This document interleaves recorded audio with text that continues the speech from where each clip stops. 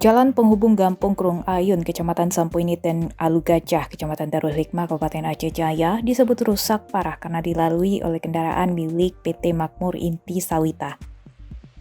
Mandor Teknik Sipil PT Makmur Inti Sawita, Zainal Abidin mengatakan jalan tersebut merupakan lalu lintas mobil perusahaan. Namun demikian, pihak perusahaan selalu melakukan perbaikan setiap kali ada jalan yang rusak. Zainal menyebutkan setiap musim hujan pihaknya selalu menyirakkan batu pasir bila tanah sudah kering. Zainal juga mengatakan jalan lintasan kecamatan yang rusak selalu diperbaiki oleh perusahaan sejak konflik Aceh hingga saat ini. Sedangkan pihak pemerintah tidak pernah meninjau lokasi tersebut.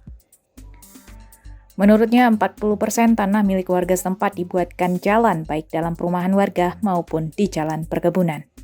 Zainal menyarankan agar pemerintah daerah meninjau langsung lokasi jalan, karena selama ini pemerintah tidak pernah turun langsung ke lokasi.